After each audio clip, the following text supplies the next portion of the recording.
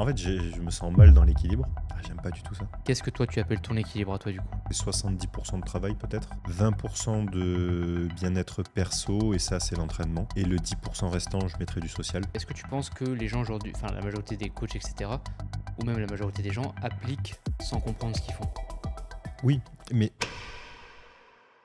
Yo tout le monde, j'espère que vous allez bien, j'espère que vous avez la forme aujourd'hui. Nouvel épisode avec Antonin. Comment tu vas? super. Merci Anto. Sachant que ce qu'on vous a pas dit, c'est on a oublié de tourner l'intro. Donc en fait, là, c'est la fin du podcast. On est éclaté. Il est 21h, oui, 21h quasiment. Donc on fait l'intro maintenant. Que le monteur va couper. Est-ce que tu peux te présenter pour ceux qui ne te connaissent pas, du coup? Ouais, donc je m'appelle Antonin, j'ai 28 ans. Ouais. Je suis coach sportif depuis. Bon, un parcours qui a débuté en gros à 18 ans. Ouais. Fac de sport, etc. On en parle un petit peu après dans le podcast. Mais coach sportif en salle pendant 2 ans. Lancement du coaching online un petit peu en même temps. Coach online depuis 4 ans, fin Covid. Ouais, À un temps Covid, plein, ok. à temps plein. Et je fais aussi actuellement majoritairement aujourd'hui de la préparation d'athlètes. Ça a été un petit peu Ouais. la suite logique, si tu veux, de la partie transformation physique qui m'a attiré dès le début. Coach d'athlète, c'est pour ceux qui ne savent pas, c'est tout ce qui est body, etc. etc. quoi. Ouais, D'accord. bodybuilding, homme-femme, principalement. Quand je dis principalement homme, hein, c'est juste au ratio, Oui. au ratio du nombre d'athlètes, parce que j'ai aussi Oui. quand même des femmes. Et voilà, hein, boulot. Pourquoi tu t'es lancé dans le coaching, si c'est pas indiscret? De base, ça a toujours été une attirance pour le sport, je pense, comme beaucoup. J'étais pas forcément doué à l'école parce que j'étais pas studieux. En fait, j'ai énormément de mal à être stimulé par quelque chose qui ne m'apporte rien de concret. Ok. Donc l'école, ça a toujours été un petit peu difficile. Ok. Et en même temps, j'ai toujours été énormément attiré par le sport. Ok.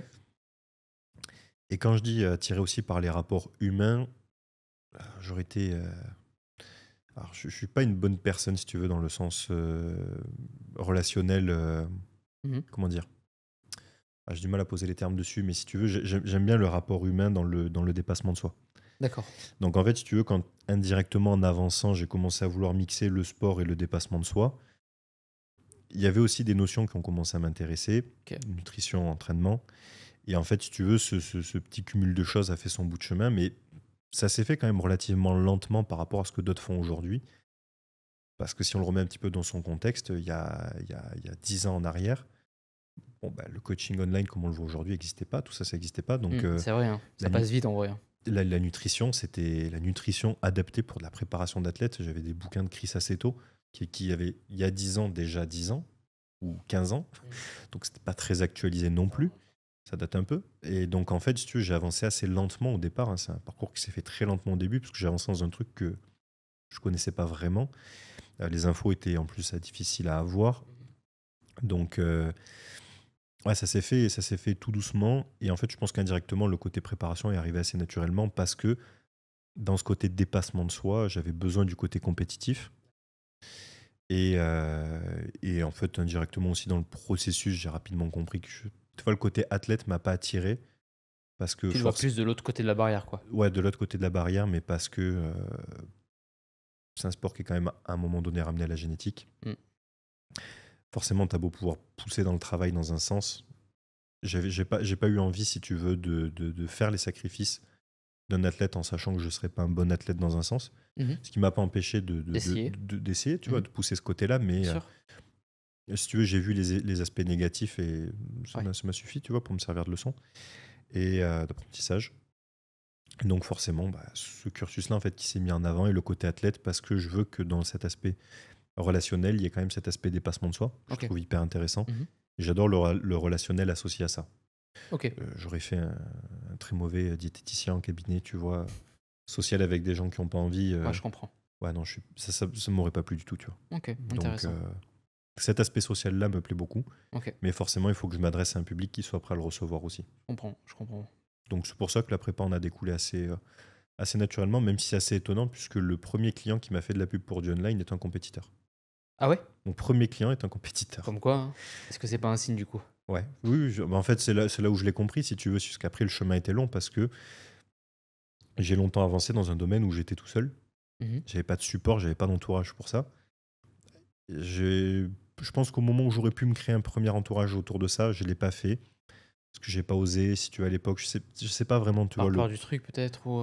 Ouais, peut-être, je sais pas, tu vois, le rapport que j'avais vis-à-vis de moi-même, le manque de confiance, tu veux, il y a Mhm. des années en arrière par rapport à ça, ou d'aller démarcher des personnes qui je jugeais déjà beaucoup trop loin pour moi, ce besoin peut-être de faire mes preuves avant. Ouais, ok. Sauf qu'en fait, c'était de la perte de temps en soi, parce que c'est des preuves que je cherchais à faire dans un domaine que je maîtrisais pas non plus. Mhm. Mais oui, je pense que le fait que mon premier client et ma première transformation soit un athlète, je pense Comme que quoi, c'était le signe aussi du truc, quoi. Comment C'était tu du fait. vas? Écoute, plutôt bien. Ouais, fatigué? Non, Non, j'étais un peu. non, je me sens bien. Non? Mais est-ce que pour toi, c'est tellement la normalité que tu la sens plus? C'est habituel? En fait, tu sais ce que je fais maintenant avec du recul? Non. J'attends de me sentir épuisé. Ouais, Et en général, quand je suis épuisé, il faut que je coupe totalement, d'accord. 0-0. Et à partir de là, en général, il me faut entre 1 et 3 jours max pour m'en remettre. Ouais, et après tu reprends et tu te refais pareil? Ouais. Carré? Ah, en fait, je me sens mal dans l'équilibre. Ah, j'aime pas du tout ça. Hmm. En fait, c'est un facteur de stress. L'équilibre? Pourquoi? Est-ce que j'arrive pas à trouver. En fait, si j'ai un entre-deux et que je me retrouve avec des phases où je suis censé me reposer quand j'en ai pas besoin, Ok, je me sens. Ça me stresse, tu vois. Ça me rend anxieux ok, que d'être comme ça. ok. Et, et je pense que je prends tellement de plaisir aussi dans le taf, indirectement, que. C'est important la passion. C'est important en vrai. Donc, en général, les périodes de coupure, ouais, tu vois, après une saison, Ouais, quand t'as enchaîné des nuits de 4 heures, des déplacements à droite, à gauche, bah, tu fais tes bilans à côté aussi, forcément. J'ai pas 25 bilans à faire non plus, tu vois, donc forcément, ça fait quand même des grosses semaines. sûr. Je vais pas diviser par deux la qualité de mon travail pendant cette période-là, donc il faut le maintenir aussi. Bien sûr. Là, ouais, en général, après une bonne saison, tu vois, j'aime bien partir 15 jours. Ouais, pour couper un peu, ouais. Je prends une semaine où je coupe total, zéro téléphone, zéro WhatsApp, rien du tout. D'accord. Et sur la deuxième semaine, je reprends mon rythme, mais j'aime bien être dans un cadre, tu vois, complètement différent pour pouvoir prendre l'air, tu vois, essayer de condenser ma journée, je te dirais, sur peut-être 5-6 heures de boulot. Tu vois, sur la première partie de la journée, d'avoir terminé à 13 heures max. Et comme ça, après, j'ai mon après-midi, ma soirée. En général, je leur dis bien, tu vois, quand je prends 15 jours, ma première semaine, c'est vacances, je suis pas joignable. Bon, sauf si urgence, mais la plupart du temps, c'est vrai que on n'a pas d'urgence foncièrement dans le coaching, on n'est pas médecin, mais on sait jamais. Et la deuxième semaine, en général, c'est bilan vidéo, mais par contre, je suis dispo que jusqu'à 13 heures. Et je leur demande de ne. En fait, ils ont un message automatique, hein, je leur demande de ne pas me solliciter, de supprimer leur message, de me le renvoyer le lendemain matin, simplement pour pas avoir non plus, tu sais, le côté accumulation de messages. Forcément, ça te fait quand même un stress indirect. Ok, Et là, ça me permet, en général, en 2 semaines, comme ça, je peux récupérer pour 5-6 mois, tu vois. ok. Intéressant. Si tu Deux me fois. l'introduction. Hein? Si tu me l'introduction, on l'a même pas fait. Ouais. Chicoine-moi et pas. Ouais. Mais ça, il m'a fallu Ouais. une chier de temps pour arriver à trouver un entre-deux comme ça. Ouais, mais ça, après ça, toi, c'est ton équilibre du coup. Oui, c'est mon équilibre à moi aujourd'hui. Hmm. C'est mon équilibre à moi aujourd'hui. T'as mis du temps à le trouver? Ouais. C'est vrai? Il m'a fallu du temps, mais en fait, le problème, c'est que forcément, je pense qu'on passe tous par là, on se compare beaucoup au début. Le problème, c'est que je pense que je me compare aussi à beaucoup de personnes qui se donnaient un genre en face à face, tu vois, qui dans la réalité, dans le pro, n'en faisaient pas autant que ce qu'elles prétendaient. Et en fait, quand j'ai commencé à m'enfoncer là-dedans, si tu veux, je me retrouvais dans des situations de fatigue que les autres ne subissaient pas forcément. Alors, je dis D'accord. les autres, je ne suis pas tout seul là-dedans. Bien sûr. Tu sais ce que c'est. Mhm. Mais forcément, je me retrouvais dans des situations où il fallait qu'à un moment donné, je trouve du temps pour me reposer. Et en même temps, tu vois, l'équilibre ici était compliqué. Les quelques fois où j'ai essayé de le faire, tu Ouais. vois, vraiment de cadrer mon truc avec du temps off pour moi, etc. Non, ça a été compliqué, il m'a fallu plusieurs années. Je pense que j'arrive à trouver ce rythme-là depuis peut-être un an et demi. Hein. Et du coup, est-ce que tu penses que cet équilibre dont tu parles, c'est un équilibre qui est viable pour tout le monde du coup? Non. Et qu'est-ce Non. que tu appelles équilibre? C'est parce que il y a forcément des choses que tu dois mettre de côté. Vie privée, parfois vie sociale, etc. Qu'est-ce que toi tu appelles ton équilibre à toi du coup? Parce qu'il est propre à chacun au final. Ouais, mon équilibre à moi, c'est. Si je devais le résumer comme ça, je pense que c'est 70% de travail peut-être. Ok. 20% de bien-être perso, et ça, c'est l'entraînement. Mhm. Si tu me coupes l'entraînement, mentalement, c'est difficile. Ouais. Il faut un exutoire. Hein. Ouais. Mm. Je pourrais faire autre chose. On en parlait avec Théo hier, en plus, c'était marrant. Mais le problème, c'est qu'aujourd'hui, j'ai pas assez de temps pour pouvoir faire 2 sports en même temps. Et si j'en fais un, je vais en faire 2 à moitié. Et ça, pareil, je vais avoir du mal psychologiquement à faire 2 choses à moitié. Donc, je garde que la muscu pour l'instant. C'est quelque chose que je changerai à terme, tu vois, dans les 4-5 prochaines années, tu vois, pour faire un petit break mental. Ouais. Mais pas pour le moment. Et le 10% restant, je mettrai du social. Ok, Et le social, en réalité, bah, c'est toujours indirectement lié au boulot aussi. bien sûr. Puisqu'on le voit, hein, si c'est du social, bah, ici sur Dubaï, ça va être toi, Théo, Mm. Yacine. Et après, c'est ma vie privée. Et ma vie privée avec ma compagne, c'est un resto par semaine. Ouais, je comprends. Tu vois, un soir. En soi, c'est ce qui me suffit à moi. Et c'est ce qui doit suffire à mon entourage. Parce que je ne ferai pas d'efforts supplémentaires là-dessus. D'où la notion de D'accord. sacrifice. Ok. Quand tu fais. Parce que là, c'est intéressant parce que tu disais que t'aimes pas faire les choses à moitié. Parce que t'aimes pas ça du tout. Ou parce que quand tu fais un truc, t'aimes bien qu'il soit fait vraiment à fond, à fond, à fond avant de commencer autre chose. Pareil, c'est un facteur de stress, tu vois. Je supporte pas avoir. Alors, c'est faux parce que je peux lancer, tu vois, parfois des choses qui, je sais, vont prendre beaucoup plus de temps que si je me mettais à fond dessus. Mais je vais me laisser le temps de les faire parce que c'est pas une priorité absolue de suite. D'accord. Mais, mais tu vois, si j'ai ces choses-là, par exemple, en suspens, j'ai du mal, tu vas avoir du temps vraiment de coupure si j'en ressens pas le besoin. D'accord. Donc en fait, la plupart du temps, je préfère j'ai toujours été le genre de personne, tu vois, à me concentrer sur une tâche, puis une autre. Et je crois même qu'on en a, je sais plus si on en a parlé en foot dans un podcast, mais même pour les formations, tu vois. Aujourd'hui, je me force à le mixer. J'ai Mhm. aussi plus d'expérience, donc j'arrive à m'organiser Bien sûr. différemment. Mais tu vois, avant, j'aimais bien, par exemple, je me disais, OK, ce mois-ci, je me forme uniquement là-dessus. Le mois suivant, uniquement là-dessus. Et en fait, je découpais les choses que j'avais besoin de bosser, admettons en 3 sujets principaux, par Ouais. exemple. Chaque sujet, je savais que j'avais, par exemple, au moins ça, à voir en détail, parce que je savais que j'avais des lacunes. Et je me disais, par exemple, OK, tu commences ce mois-ci, c'est 100% nutrition, 100% sur ce sujet-là. Mhm. Et je le ponce jusqu'à ce que ce soit fait. Quand c'est fait, je passe à un autre. Et parce que j'ai toujours préféré fonctionner comme ça. Et je pense que c'est le côté athlète aussi qui a induit ça, tu vois, avec le temps. Le fait de toujours travailler par bloc, par saison. En fait, je pense que je suis juste devenu robotique. Est-ce que tu penses que les gens vont un peu trop à droite à gauche et oublient peut-être un peu l'essentiel? Ouais, après, les gens, en règle générale, et ça, je le vois beaucoup dans les formats de mentoring, parce que forcément, tu travailles avec des coachs qui la plupart du temps, te payent déjà pour trouver un cadre, trouver Ouais. une gestion. Ouais. Souvent, se cherchent à se calquer sur la tienne. Quand je leur explique comment je travaille, la plupart sont surpris de. En fait, ils s'attendent à quelque chose de très compliqué, avec des emplois du temps automatisés, de l'IA partout, etc. Rien de très compliqué en soi. C'est logique, c'est simple. Je fais en sorte que ça me fasse gagner du temps. Bon, c'est juste un condensé, forcément, d'énormément d'années d'expérience aussi, donc c'est du temps qu'eux vont gagner. Bien sûr. Mais ils sont trop dispersés. Forcément, on le sait, on en parle régulièrement des réseaux sociaux, aussi qui leur apprennent à constamment chercher à zapper, à vouloir aller vite. Et dans le métier qu'on fait, il n'y a pas de vitesse, c'est de la régularité. Forcément que celui qui travaille plus longtemps, plus dur que les autres, il arrivera plus vite. Bien sûr. Mais personne ne deviendra incroyable en physio en 6 mois, personne ne deviendra bon préparateur en 6 mois. Et en fait, ce manque de régularité, la plupart du temps, se fait parce qu'ils sont trop éparpillés, Et, manque de cadre. ouais, et tu penses que les gens cherchent trop vite la raccourci? Ils ont pas la. Peut-être pas forcément, tu sais, la patience ou pas forcément l'appréciation en tout cas de ce que ça peut demander, tu vois. Alors, tu veux que je te fasse un parallèle marrant là-dessus? Mhm. Alors, je pense que non, je peux vous le dire maintenant en podcast. Forcément, tu vois, pour la partie mentoring, Mhm. alors je ne le détaillerai pas ici, tu vois, proprement parler, Mhm. mais forcément, qui dit mentoring dit à un moment forcément quelqu'un qui a songé à faire une formation grand public. Ok. Au début, je me demandais si c'était un problème d'ego, tu vois, que de ne pas vouloir sortir publiquement quelque chose. Ouais. Et en même temps, des fois, j'ai aussi ce souci, tu vois, de me dire, genre, sortir publiquement quelque chose qui m'a pris autant de temps à prendre. Forcément, tu vas te demander, OK, à quel prix, qu'est-ce que ça vaut, etc. Et Mhm. en fait, t'en arrives à un stade, des fois, où tu sors des formations, tu vas te dire, quelle est la réelle valeur, tu vois, de cette formation par rapport aux toutes les années de merde que moi, je me suis Mhm. tapé Bien sûr. à apprendre, à chercher, à me prendre des portes continuellement, tu vois, à faire payer des formations qui étaient nulles, en trouver certaines qui étaient bien, mais forcément, tu payes des 2, 3, 4 000 euros de formation. Puis après, je veux un call avec lui, puis un call avec lui, c'est 300, 400, 500 euros l'appel. En fait, quand tu condenses tout ça et que tu te dis, OK, moi j'ai 8 ans de merde peut-être, tu vois, et je sais pas combien de milliers d'euros d'investissement pour Mhm. condenser tout ça pour 500 balles par exemple, 300, Bien 400, sûr. 500, on s'en fout.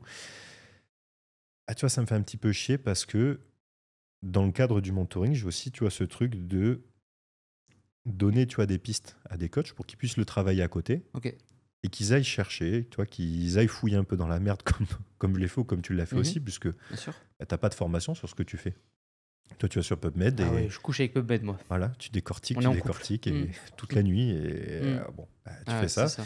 Et forcément, tu vois, j'ai envie qu'ils aient un petit peu ce truc aussi de, même si forcément un mentoring, dans tous les cas, va leur synthétiser énormément la tâche, c'est le Ouais. but.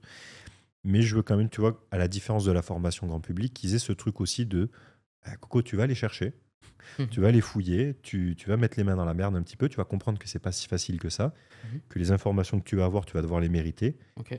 Et mon but, c'est que tu sois en 2 ans, 3 ans, 4 ans, même si c'est des formats courts, tu vois, le mentoring, mais de te condenser tout ça au départ pour qu'après tu puisses faire tes recherches, Ok. mais que tu comprennes que tu viens de mettre les pieds dans un truc qui va te prendre des années Ouais. pour devenir bon. Et je serai un menteur de te dire que tu vas devenir incroyable en 3 mois. En 3 à 6 mois, tu sauras faire des transformations de sèche de fou furieux, ok, mais ça c'est la base, c'est pas compliqué. Mais alors après, quand il va falloir comprendre pourquoi ça bloque sur tel cas, pourquoi il y a sûr. ci, Quand c'est pas des cas d'école, au quand final. c'est pas des cas d'école, là ça va être compliqué, et ça c'est des années de travail. Et je veux qu'il le sache, tu vois, qu'il l'imprègne. C'est la question que je posais, que j'ai demandé à Théo. Est-ce que tu penses que les gens aujourd'hui, enfin la majorité des coachs, etc., ou même la majorité des gens, appliquent sans comprendre ce qu'ils font? Oui, mais c'est pas forcément une mauvaise chose. Mais, de nouveau, si en fait si on leur donne du pratique, je Ouais. pense que là-dessus Théo doit me rejoindre. Si on leur donne du pratique, c'est pour qu'ils sachent faire rapidement. Mm. Forcément, on a toujours entre guillemets, ce même souci. C'est qu'un coach qui ne sait pas faire n'a pas de résultat. Un coach qui n'a pas de résultat n'a pas de client. Un coach qui n'a pas de client n'a pas de revenu. Sûr. Un coach qui n'a pas de revenu ne peut pas se former. Logique. Donc c'est toujours un peu le serpent qui se mord la queue. Et c'est pour ça que on les forme avant tout sur la partie pratique. Mais on les forme sur la partie pratique pour qu'ils puissent avoir du résultat, avoir du client, avoir des revenus. Mais une fois qu'ils ont des revenus, on leur dit tout le temps, c'est une fois que tu commences à gagner ta vie correctement, le but, c'est pas d'aller chez BMW ou chez Audi pour te prendre une voiture en leasing. Tu vois, c'est à ce moment-là où on te dit, on t'a donné la base, maintenant tu sais faire visuellement sur les réseaux, c'est bien, hein, tu sais faire de jolies transformations. Maintenant, il va falloir comprendre ce que tu fais. Bien sûr. Et ça va prendre du temps, et ça va demander de l'argent. Ouais. Est-ce que la majorité des gens acceptent ça du coup, enfin, ou des N- coachs, etc. Non, mais en même temps, toi, je me dis, si quelqu'un ne l'accepte pas et décide juste de faire des cas d'école, en fait, moi, ça va pas me déranger, mais je leur dis aussi en même temps, si vous ne voulez pas pousser après, en soi, il n'y a pas de problème, on reste entre guillemets de simples coachs. Tu vois, on ne Bien parle sûr. pas de gars qui font de la physiologie interne poussée. Donc si le mec veut s'en tenir à ses cas d'école, le mec est en salle, fait du online à côté, fait des pertes de poids de 10 kilos sur 10-12 semaines. Voilà, après, il fait ses petites phases de reverse, ses petites prises de masse, tu vois, à côté. Pas de souci, c'est la base de ce métier-là. Mhm. Mais par contre, il faut vraiment ne pas avoir d'ego ici et que du moment où ça sort de ce cadre-là, Ouais. dire ce n'est plus mon métier, c'est pas à moi de le gérer, va voir lui ou va voir lui, eux sont compétents pour ça. Et à partir de ce moment-là, ça me dérange pas. Là où ça me dérange, tu vois, c'est quand tu commences à avoir justement un peu l'afflux de clients, de vouloir prendre tout le monde, de prendre des gens que tu sais d'avance que tu ne peux pas gérer, Ouais. tu vois, parce que c'est une mensualité, parce que c'est un 6 mois qui tombe, Mm. et te retrouver avec un client bloqué que tu vas abîmer Bien sûr. pendant les mois à venir. Donc de nouveau, ça me dérange pas, puisque Ok. la base d'un coach, c'est savoir faire perdre du gras, prendre un peu de muscle, Mhm. faire de belles programmations. Améliorer la composition corporelle classique, quoi. Voilà, Bien sûr. du simple. Mais par contre, il faut être conscient qu'on ne sait faire que ça, et du coup s'en tenir à ça aussi. Tu vois. Et à partir D'accord. de là, il n'y a pas de souci. Est-ce que du coup, de ton point de vue, est-ce que ça veut dire que les gens ne se donnent pas forcément les moyens de réussir sur quelque chose qu'ils veulent entreprendre, peut-être? Bien sûr, la grande majorité du temps, c'est le cas. Hein. Ouais. Et tu penses que c'est amené par quoi? Par le fait qu'il y a un manque d'éducation par rapport à ça? Il y a un manque de cohérence entre ce qu'ils disent et ce qu'ils veulent faire? Alors, je pense qu'il y a un manque de passion déjà, Ok. déjà à la base. Tu penses que les gens font des choses par manque de passion et c'est un peu un problème? Bah, tu sais, quand j'ai commencé le coaching online, il n'y avait pas de coaching online en France. Hein. Hmm. Donc forcément, je mettais les pieds dans un truc, c'est une idée que j'avais, si tu veux, à cette époque, mais ouais, franchement, c'était, pour vous dire, les premières diètes que j'envoyais, les premiers programmes que je faisais, c'était par mail. Hein. Ouais. Mail, PDF, les dossiers, chaque client, chaque semaine, le PDF enregistré, modifié, semaine 2, semaine 3, on arrive à semaine 24, PDF numéro 24, je t'envoie la modif, la personne, ah ça je peux pas. Tu rouvres le document, tu fais la modif, tu enregistres en PDF, tu renvoies par mail, il n'y avait pas de correction vidéo. Et ça au début, bon, il faut quand même un petit peu de passion, tu vois, pour te lancer là-dedans. Sûr. Le truc, c'est qu'aujourd'hui, ça s'est tellement popularisé, démocratisé, qu'il y a beaucoup de gens qui se lancent dans le coaching pensant, tu vois, que ça va être quelque chose de facile, parce Ok. que tu as forcément une plus grande proportion de coachs qui réussissent. Donc par défaut, il y a cet entrain un petit peu. Et du coup, on se retrouve aussi avec beaucoup de gens qui viennent pour le côté fame, on s'entend, réseau, Ouais, résultat, m'as-tu vu, les revenus. normal un Le peu. seul problème, c'est que bah, forcément, au bout d'un moment, si t'es pas à t'accrocher pendant quelques années et comprendre que les mecs en général qui sont déjà en haut sont implantés depuis un petit paquet d'années, la plupart du temps, sont ceux qui ont souvent bossé bien plus dur Sûr, que les gens qui inspirent, tu vois. sûr. Bah, forcément, en général, il y a la passion qui va rentrer en jeu ici, l'aspect éducation aussi, Ok. l'aspect sportif aussi. Tu vois, Mhm. c'est Ouais, bête, mais on a souvent dans les mentorings, tu vois, des reconversions pro. Quand tu as des reconversions pro avec des gars qui ont eu des parcours pro difficiles, tu vois, dans des métiers qui ont demandé beaucoup de rigueur, beaucoup d'exigence, mhm. parfois on a des gars qui arrivent qui ont 35 ans, 40 ans, Ok. 2 gosses, 3 gosses. Les mecs se lancent, ils sont rentables en tant que coach en 6 mois. Mais tu peux leur demander n'importe quoi. C'est des mecs qui sont capables de dormir 4-5 heures par nuit pendant un an s'il le faut, tu vois. De faire ce qu'il faut pour y arriver, mais tu leur fais comprendre dès le début, tu es honnête avec eux, tu leur dis ça va te demander ça. Si t'en fais la moitié, t'es même pas assuré que ça avance Bien moitié sûr. moins vite. T'es peut-être même assuré que ça avance pas du tout. Mhm. Et en général, ces gens-là, même avec des environnements qui sont pas propices à la base, Ah, fait quand même à s'en sortir. s'en sortir plus vite que des mecs qui ont de bons environnements. D'accord. Et est-ce que tu penses que du coup, les gens sous-estiment trop la qualité de l'environnement, indirectement? À quel point c'est important? Ouais, Ouais, tu penses? oui. Tu te rends compte, toi, depuis que tu as un environnement qui est peut-être un peu mieux? Ou... Bref, je me rends compte depuis que j'ai un environnement qui est proche de parfait, hein.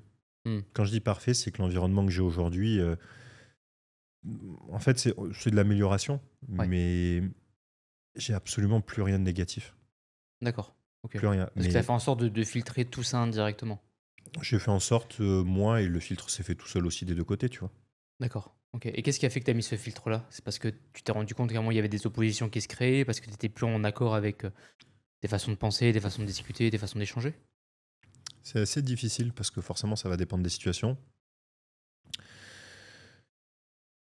La plupart du temps, on en revient toujours au professionnel. En fait, si tu veux, j'ai une idée assez claire de ce que je veux depuis le début. Mhm. Et chaque fois qu'il y a quelque chose qui se met en travers de ça, j'ai du mal à avancer avec. Et les quelques fois, si tu veux, où j'ai essayé d'avancer avec des choses de mon environnement qui allaient me retenir par rapport à ça, en fait, à chaque fois, mon caractère, tu vois, change Mhm. Ouais. complètement. Je sais qu'en l'espace de quelques semaines, tu vois, je me reconnais plus. Et en fait, à chaque fois, je me rends compte que c'est pas moi le problème. Alors, c'est pas moi le problème. Dans certains cas, ça peut être moi le problème dans le sens où j'ai peut-être pas suffisamment informé les personnes de mon entourage de ce que j'avais réellement en tête, D'accord. de ce que j'étais prêt à sacrifier, Ok. et que du coup, il y a peut-être au bout d'un moment, tu vois, manque de concordance vis-à-vis de ce qu'on est en train de vivre. Mais dans la finalité, tu vois, quand je suis avec des gens qui comprennent et respectent ce que je veux, ça se passe forcément bien. Et donc, en fait, ça a demandé, si tu veux, de créer cet environnement-là. Et forcément, ça passe par des situations qui sont difficiles, parce que tu peux pas garder tout le temps les mêmes personnes autour de toi. Mhm. Il y a des choix qui sont difficiles à faire. Ok. Mais dans la finalité, tant que je me rapproche de ce que je veux à la base, de ce qui était là avant de faire des rencontres, tu vois, sur ma route, Mhm. et je te dis des rencontres, donc ça peut être des personnes humaines, ça peut être des lieux de vie, ça peut être plein de choses diverses et variées. Mhm. Mais tu vois, dans la finalité, je me retrouve parfaitement dans ce que je fais aujourd'hui, là où je suis et tout ce que je peux visualiser. Ok. Donc je pense que les choix dans la finalité n'ont pas été si mauvais, Ouais. même si Intéressant. forcément on apprend, ça aurait pu aller plus vite dans certains cas. Ok. Mais oui, l'environnement est crucial. Et si je pouvais me donner un conseil, tu vois, au moins d'il y a 5 ans en arrière, Mhm. ce serait de absolument rien tolérer, vraiment tolérance zéro sur tout ce qui peut me ralentir, tu vois, Ok. professionnellement, parce que c'est ce qui me rend foncièrement heureux dans le plus gros pourcentage. Ok. Qu'est-ce que l'entourage te dit en général quand c'est... Est-ce que c'est quelque chose qu'ils comprennent? Ces sacrifices que tu fais, etc. Si... Enfin, je pense qu'on l'a remarqué, c'est mais quand on parle autour de nous, aux gens que l'on côtoie, etc., de ce qu'on fait, du rythme de vie que l'on a, est-ce que toi tu remarques que c'est quelque chose qu'ils comprennent facilement? Alors disons que pour ma famille, oui, mais c'est assez simple parce que mon père bosse à son compte depuis très longtemps déjà. Ouais. Donc lui, ça a plus été toujours un point de vue bienveillant. D'accord. Tu sais, vis-à-vis de ça, Ok. vis-à-vis de fais attention, tu vas probablement passer par là, puis par là, puis par là. À tel moment, il y a ça qui peut être difficile à gérer ou ça qui peut être difficile à gérer. Et donc, forcément, ben, facteur environnement, hein, quand tu as quelqu'un qui est déjà là-dedans dans ta famille, Ça aide. ça aide Bien énormément. sûr. Parce que tu vois, du coup, quand je me suis lancé à mon compte, en réalité, j'ai lancé mon coaching online pendant ma première année de BP. Tu vois, j'ai pas eu peur de le faire à ce moment-là parce que c'était déjà la norme de voir mon père le faire depuis des années. Donc en réalité, je me rendais même pas compte que ce que je faisais sortait déjà des normes, si tu veux, à cette époque-là. Ok. Parce que c'était quelque chose de normal pour moi, qui en fait, je l'ai compris avec du recul, n'est pas normal pour la grande majorité des gens. D'accord. Donc ça, forcément, d'un point de vue famille, oui. Mhm. Mais les gens le comprennent et l'acceptent parce que j'ai la chance d'avoir une famille où la plupart des gens sont à leur compte. Ah oui, donc ça aide déjà. Ouais. T'es déjà Ça aide, dans le bon environnement pour ça, quoi. ça aide beaucoup. Forcément, l'aspect amical, pareil, tu vois, dans mes amis vraiment proches, et ils sont pas nombreux. Si tu regardes comme par hasard, aujourd'hui, ils sont tous, sans exception, et il y en a moins de 5, tous à leur compte. Entrepreneur, etc. Donc forcément, on se rejoint aussi. Ça aide aussi, ouais. Et de mon ami d'enfance le plus lointain, qui lui est entre les deux, entre entrepreneuriat et... C'est même pas un CDI, bon, peu importe, je sais même pas quel statut il a réellement. À son compte, on va À son dire. compte. Dans tous les cas, a un père qui est là-dedans depuis toujours. Ouais. Depuis qu'il a 25 ans. Ouais. Donc en réalité, en fait, j'ai toujours plus ou moins navigué là-dedans. Et donc j'ai eu la chance quand même, tu vois, de mes amis vraiment proches, tu vois, d'avoir des gens qui ont toujours compris, Ok. accepté. La plupart du temps, là où ça s'est mal passé, en général, c'est plus sur le côté perso. Est-ce que ça veut dire de ton point de vue qu'il faut forcément un environnement qui accepte ce que l'on fait pour mieux réussir, ou est-ce que c'est pas forcément pour toi un facteur aussi impactant que ce qu'on pourrait penser? En fait, en réalité, le tri va se faire tout seul, hein. Donc je pense que le tri se fait tout seul. Ça peut peut-être être difficile à dire comme ça, tu vois, mais que ma famille, par exemple, l'accepte ou pas, je m'en fous. Tu vois, en réalité, c'est soit ils acceptent ce que je fais. Tu vois, j'arrive à un repas de famille à Noël, tu vois, si on me reproche de ne pas avoir été là au repas de famille d'il y a 2 mois où toute la famille s'est réunie parce que j'étais, je sais pas, moi, sur une compétition à l'étranger, il y a un truc avec de l'enjeu, tu vois, important. Tu vois, si j'ai une réflexion à ce moment-là, tu vois, je vais gentiment dire, bon, écoutez, je fais autre chose à côté, j'ai pris de mon temps déjà pour pouvoir venir ici, pour passer un bon moment avec tout le monde. C'est des sacrifices que j'accepte. Soit vous les acceptez aussi en retour, soit je me casse. D'accord. Tu vois, c'est vraiment un truc où, du moment où j'accepte de passer du temps avec quelqu'un, c'est un choix, tu vois. Et avec le peu de temps qu'on a aujourd'hui, je veux qu'à chaque fois, ces choix soient... Quand je dis personnel, c'est dans le sens choisi, et pas imposé. Donc, par défaut, même dans le contexte de la famille, tu vois, si j'avais des gens de ma famille qui se couperaient, si tu veux, de cette relation avec moi pour ça, écoute, tant pis. Tant pis pour eux. Tant pis. Est-ce que tu penses que les gens aujourd'hui sont trop dépendants de ce que pense leur environnement pour aller chercher ce qu'ils veulent, par exemple, et qui n'osent pas forcément prendre les risques ou les initiatives pour aller là où ils veulent, tu penses? Bien sûr. Ouais. Bien sûr. Tu penses que c'est quoi? Par rejet après du truc? Ils n'osent pas parce qu'ils vont être rejetés. Je pense qu'il y en a, il y a une peur déjà de base, tu vois, d'être la peur du jugement. Ouais.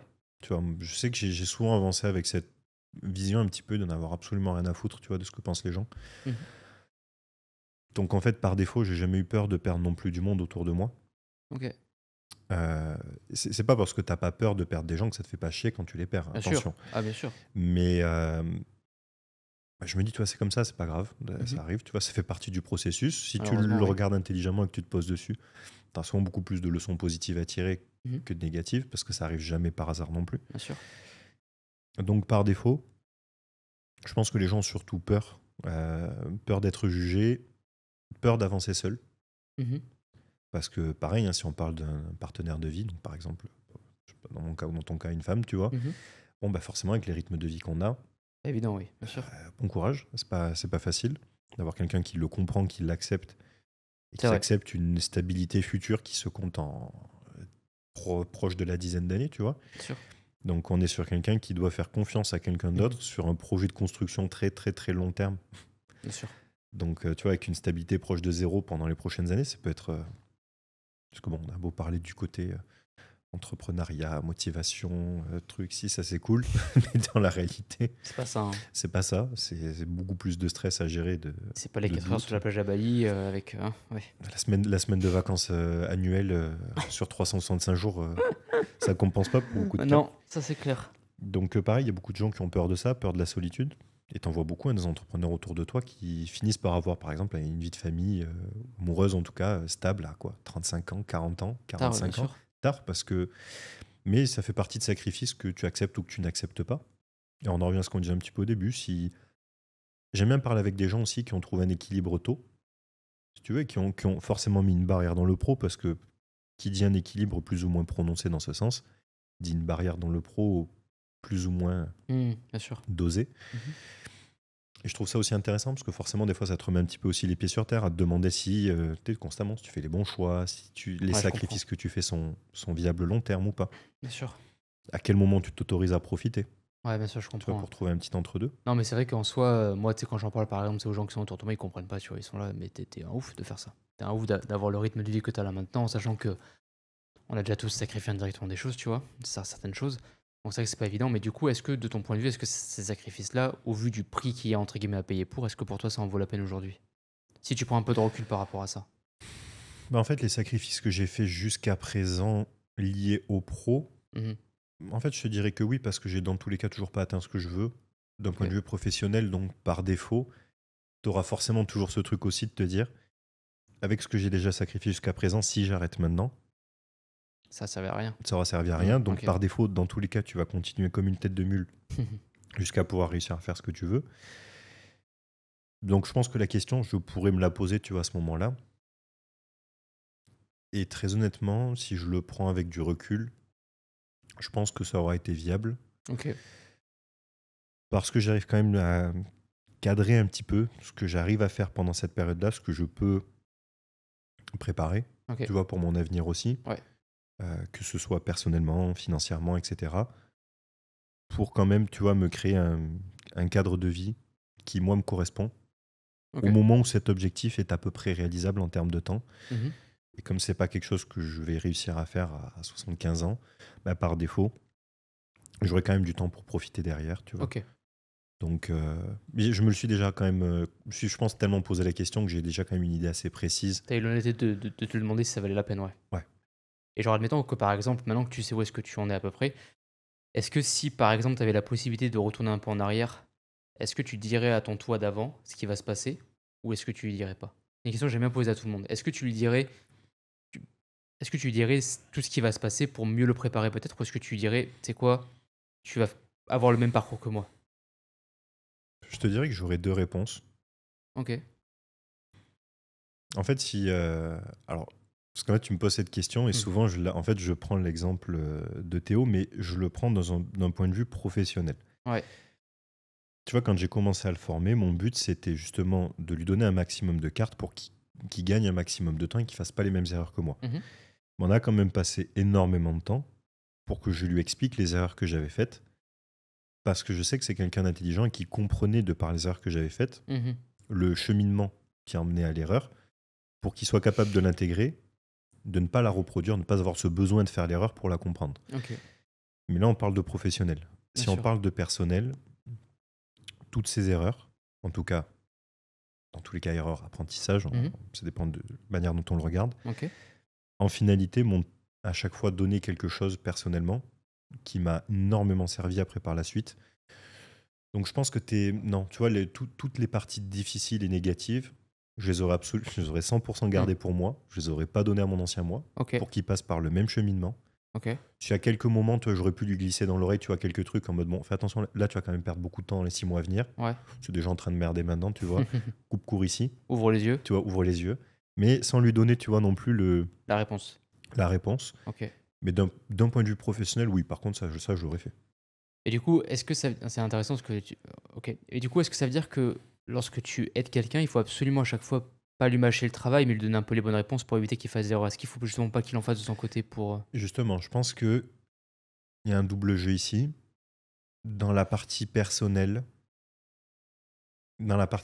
tu vois, c'est justement là où c'est marrant parce que dans le pro, j'ai souvent tendance à mâcher le travail si je le peux, mais de m'assurer que je vais mâcher le travail à quelqu'un qui peut comprendre les potentielles erreurs qu'il va éviter pour pas les faire ailleurs. Parce que forcément, quand tu mâches le travail dans un sens, une erreur qui a été évitée ici, tu vois, peut être une erreur qui est reproduite ici parce qu'elle n'a juste pas été faite et Sûr. pas été comprise. Donc il faut quand même passer un petit peu de temps ici. Mais dans le cadre du perso, Alors, je prends cet exemple-là parce que forcément, c'est un exemple qu'on a tous vécu. Ouais. Quand tu as un pote qui est avec une nana, tu vois, qui lui correspond pas du tout, qui est en train de lui bousiller sa vie, Bien sûr.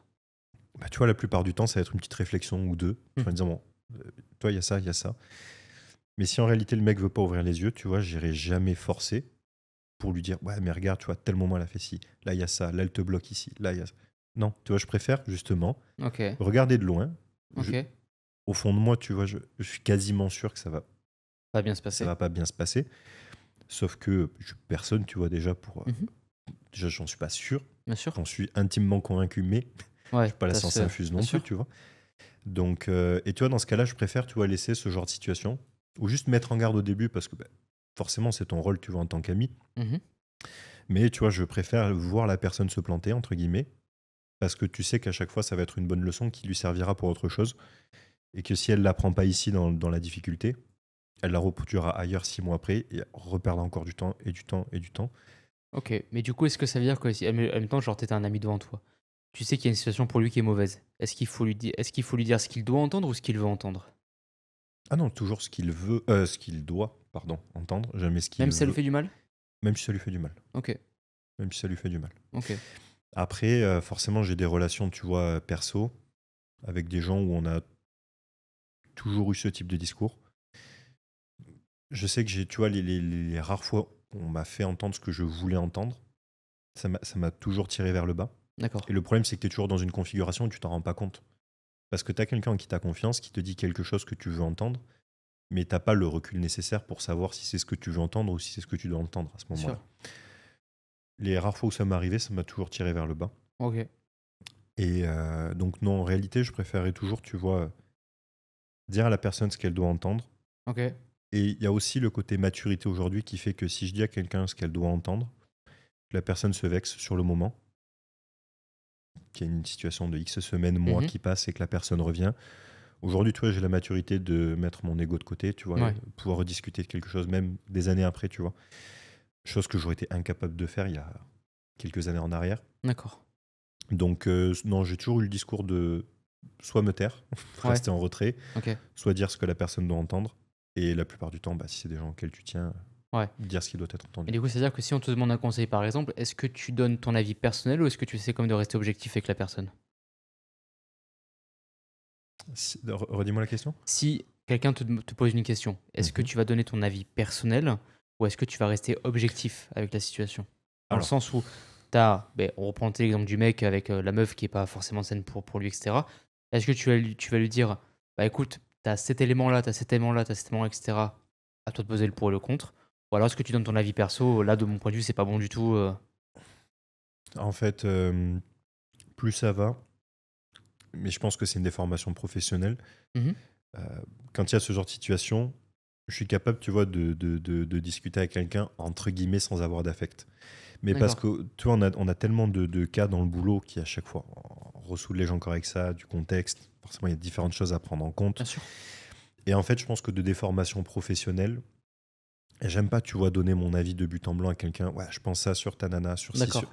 Je préfère lui dire, écoute, tu vois, regarde, t'es bloqué dans cette situation. Et ça nous est arrivé plusieurs fois, tu vois, même cette année avec Théo, tu vois, dans différentes situations, où tu vas te dire, écoute, je vais pas te donner mon avis. Il y a ça, il y a ça, il y a ça, il y a ça qui s'est passé. Fais ta conclusion. Mais probablement que sur les 4 trucs que tu vas citer, la personne n'en a vu qu'un seul. Hmm. Parce qu'elle a les yeux fermés sur les 3 Le suivants. déni un peu. Ouais, du déni, tu vois, différentes choses. Et forcément, bah, quand tu vas donner ces points-là, tu vas les donner à quelqu'un d'intelligent qui est capable de réfléchir, Mhm. qui va revenir vers toi peut-être au bout d'une semaine ou Hmm. deux. Ouais. Tiens, écoute, ouais, je pensais à ça, par rapport à ça, et qui revient avec des questions, en te demandant ton avis sur quelque chose de précis. D'accord. Donc, si tu veux, je préfère toujours, tu vois, le côté, comme tu l'as dit juste avant, de ne pas aller donner mon avis de but en blanc, Être objectif. objectif. Mhm. La personne fait son cheminement, il revient avec des questions où on me demande, tu vois, mon avis sur un sujet précis. Mais j'aime pas donner mon avis si on me l'a pas demandé en amont. Ok, est-ce que t'as peur de quoi d'influencer la personne dans le mauvais sens du terme Ouais, indirectement? parce que c'est pas mon rôle. Ok. Je préfère, tu vois, prendre la part de responsabilité du côté objectif de la chose, Ok. laisser la personne faire son cheminement derrière. Et parce qu'en plus, j'ai aussi le recul de me dire que je peux me tromper, Mhm. tu vois, dans mon avis. Sûr. Et il y a des personnes, tu vois, où ma parole va avoir énormément d'importance. J'ai des personnes autour de moi pour qui leurs paroles ont énormément d'importance pour moi. Si je demande l'avis de quelqu'un, que cette personne me donne son avis, que j'écoute, tu vois, je suis que cette personne-là se trompe, Hmm. tu vois, forcément, au bout d'un moment, tu peux avoir ce truc de... Ouais, je comprends. Ok. Parce que du coup, c'est pas la faute de la personne qui, Hmm. même si c'est toi qui l'as sollicité en amont. Ok, hyper intéressant. Et du coup, est-ce que tu penses on a tous le droit alors, on a tous le droit à l'erreur, mais à ton avis, à partir de quel moment on ne doit plus tolérer l'erreur du coup par rapport à quelqu'un par exemple? Entre 1 et 2 fois. Ouais, En fait, ça dépend quand on parle de sujets, de choses qui ont déjà été énumérées en amont, ouais. Donc il y a déjà eu des antécédents, etc. quoi. Ok, voilà, il y a déjà eu de la discussion, 1 fois, c'est trop. d'accord. Donc, à partir de là, quand tu as quelqu'un à qui tu vas poser un cadre, si la personne sort de ce cadre 1 fois, était déjà consciente qu'il y avait un cadre, forcément, Mhm. à partir de là, une erreur, c'est déjà trop. En réalité, c'est des erreurs que tu tolères quand tu es plus jeune, tu as le temps de les gérer, Mhm. tu as l'énergie Bien pour sûr. les gérer. Mhm. Plus tu avances, moins tu as de temps, moins tu as d'énergie pour les gérer. Donc en général, ça zappe aussi plus vite.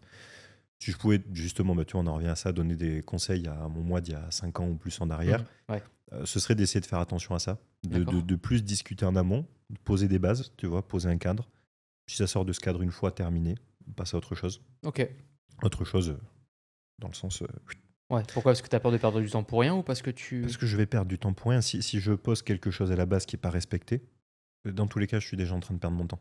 D'accord. Ok. Donc, et en réalité, souvent, les gens ont peur de ça, d'être ferme avec leurs convictions. Mhm. Mais en réalité, tu retrouveras des gens sur ta route qui te correspondront probablement davantage. Ok. Des gens aussi, je pense, du mal à accepter qu'un réel entourage, c'est peu de personnes. Mhm. C'est peut-être entre 1 et 4 Une personnes, poignée de 5 main. personnes, tu vois, une poignée de main. Ça, c'est la réalité d'un entourage. Mhm. Quand il y a 10, 15, 20, 30 personnes, c'est pas un entourage proche, c'est pas un entourage de qualité. Ok. Donc, la plupart des gens ont peur d'être peu entourés. Ok. Donc ouais, je me suis un peu éparpillé de la question, mais Non, non, mais très bien, très bien. Et du coup, est-ce que ça veut dire que tu penses que les convictions, il faut absolument y rester fidèle ou est-ce qu'on a le droit d'avoir un peu de laxité dessus? à l'époque, je t'aurais dit, justement, j'étais très but en blanc et si j'étais tranché sur un avis, sur une Ouais. conviction, impossible de dévier. Mhm. Le problème, c'est que la vie m'a forcé à avoir des situations où, dans certains cas, je me dis, putain, de base, je suis pas d'accord avec ça, mais je suis obligé de reconnaître que dans la situation actuelle, avec la personne que j'ai en face, avec son contexte de vie, etc., bon, je suis obligé d'admettre que ça me fait pas chier. Mhm. Pourquoi? Et en fait, comprendre que forcément, il y a quand même, mine de rien, avec du recul, une part de flexibilité ici. Donc non, disons que mes convictions de base sont les mêmes, Ouais. mais il y a Mais tu t'accordes un peu plus de liberté dans la plus façon de de liberté penser. parce que forcément, il y a plus de maturité, il y a plus d'expérience. Ouais. Qui a un peu indirectement fait évoluer ta façon d'analyser les choses, de comprendre le monde, etc., etc., quoi. Mais en même temps, ça paraît logique que tu aucune... Enfin, je comprends mon moi d'avant aussi, qu'il n'y avait aucune flexibilité, aucune tolérance, Ouais. parce qu'il n'y avait pas d'expérience non plus. Donc par défaut, je pense que c'est aussi un mécanisme de protection, tu vois, que de Mhm. chercher justement à ne pas avoir de flexibilité. D'accord. Ça te permet d'avoir plus d'expérience, positive, négative. Bien Et sûr. après, petit à petit, d'être capable de te faire ta propre retour aussi. Ouais, je comprends. Et est-ce que tu penses que cette maturité, elle est hyper importante pour absolument tout le monde, dans le sens où c'est vraiment la maturité qui te permet d'évoluer, ou est-ce que tu penses que que pas tout le monde a forcément besoin de passer par ce genre de choses-là, comme toi tu as pu avoir pour avoir... La plupart du temps, les gens qui ont le plus de maturité, en général, sont souvent celles qui sont passées par des expériences qui sont Bien sûr. forcément, entre guillemets, difficiles. Mhm. On n'est jamais en train de faire le concours de qui a eu la vie la plus Oui, bien difficile, sûr. tu vois, mais c'est vrai que la plupart du temps, et ça, je tiens à le préciser, parce que tu as même des fois des gens qui te sont proches, qui sont pas conscients en réalité Chance qu'ils ont. de la chance qu'ils ont, mais surtout de 80% de choses négatives qui te sont arrivées dans ta vie, tu vois, que tu n'as pas forcément parlé avec eux. Ouais. Ils te connaissent en réalité pas tant que ça, tu vois, parce qu'il y a forcément des choses où il faut creuser, tu vois, pour y avoir accès. Et je me suis encore perdu parce que je suis fatigué. Non, très bien. Tu disais que les gens en soi ne se rendent pas forcément compte de la chance qu'ils ont et qu'indirectement, enfin après, ça, moi je suis d'accord avec toi parce que je pense que les gens très souvent ont tendance à surenchérir sur beaucoup de choses indirectement, sur la façon dont ils décrivent les choses, sur leur ressenti aussi par manque de maturité émotionnelle un peu, je pense. Mais le constat que moi je fais, et c'est une question que je pose aussi très souvent enfin, aux gens à qui je demande, c'est que c'est très souvent la même, enfin, tout le monde fait le même constat, tu vois. Il y a beaucoup de gens qui surenchérissent, qui exagèrent, qui surinterprètent le truc, alors qu'en réalité, il y a pas tant que ça, quoi, à il y a pas mort d'homme, quoi, tu vois ce que je veux dire? Dans l'environnement qu'ils ont, quoi. Ouais, c'est. Alors après, le truc, c'est qu'on a aussi aujourd'hui énormément de confort. Mmh. Donc forcément, dès qu'on sort un petit peu de ce cadre-là, Ouais. les gens ont du mal à gérer certaines situations qui en réalité sont pas si graves que ça, d'autres qui Mmh. auraient nécessité plus de communication, aussi en amont, parce que la plupart du temps, on a aussi un gros manque de communication. Mmh. Il y en a pas assez, hein. Il n'y en a pas assez. On a été aussi très mal habitués, forcément, probablement réseau, Mmh. C'est clair. à vouloir zapper assez vite. Mais en même temps, tu vois, il y a toujours ce truc de. C'est toujours la facilité de se dire ouais, je retrouverai mieux ailleurs. Mmh. Sauf que c'est pas toujours le cas. Bien sûr. Parfois, ça fait aussi faire des croix sur des choses où tu peux avoir une part de regret derrière, te demander, tu vois, si tu as fait les bons choix au bon moment, Mmh. etc. Mais après, je pense que ce qui rattrape aussi ici, c'est de un, forcément, hein, on reparle des convictions, tu vois, Mmh. de te rappeler le pourquoi du comment tu as pris certaines décisions. Et après, c'est pas forcément le fait de rester campé sur tes positions, mais est-ce que tu es aussi prêt, tu vois, des fois, à remettre de l'énergie, remettre du temps dans certaines choses, Ouais, au risque, tu vois, que ce soit pas, bien sûr, tu vois, une issue différente par rapport à celle que tu avais espérée la première fois. bien sûr. Et avec du recul, je te dirais que non aussi. Et tu penses que tu dis ça parce qu'indirectement tes priorités aujourd'hui ont peut-être changé? Oui, bien sûr, Ouais. bien sûr. Priorités par rapport au pro, au perso et j'en passe? Ouais. Tu vois, je sais pas, on pourrait prendre une situation X ou Y, tu vois, mais là, si je devais repasser des heures, tu vois, au téléphone, ici, à régler des problèmes, Ouais, tu ferais pas. non, je ferais pas. Et Parce que ça n'en vaut aujourd'hui quand tu prends le recul, ça n'en vaut pas la peine?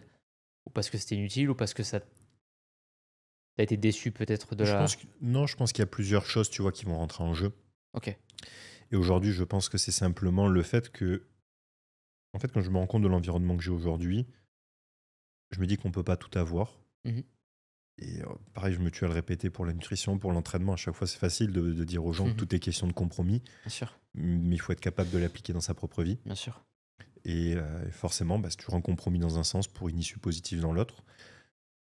Et si je me sens parfaitement en accord avec ce que j'ai aujourd'hui, c'est que les décisions faites précédemment m'ont dans tous les cas mené ici, OK, de la bonne ou de la mauvaise manière, peu importe. Dans tous les cas, OK, on je arrive à comprends. quelque chose qui me correspond aujourd'hui, tu vois. Ouais, je comprends. Et du coup, est-ce que tu penses que, au vu de là où tu en es aujourd'hui, est-ce que tu penses qu'à l'avenir, tu vas continuer dans cette direction, au vu de là où tu en es aujourd'hui, de l'analyse et du recul que tu as par rapport à ça, ou est-ce que tu penses que tu vas rester pareil, du coup? Pierre, Ah ouais? Pire? encore plus exigeant. OK. Encore plus exigeant. Dans tous les points de ta vie, genre perso, Ah, dans le perso, familial, pro, social, etc. ouais, c'est encore pire. OK. C'est Et tu encore penses que pire. plus il faut avancer, plus on avance et plus il faut être comme ça, hyper tranchant entre guillemets? En fait, le problème, c'est qu'on en revient à qu'est-ce que tu veux dans ta vie, Mmh. comme issue. Forcément, ce que tu veux dans ta vie passe majoritairement par le pro, puisque au bout d'un moment, le cadre de vie de tes rêves sera dicté par tes possibilités.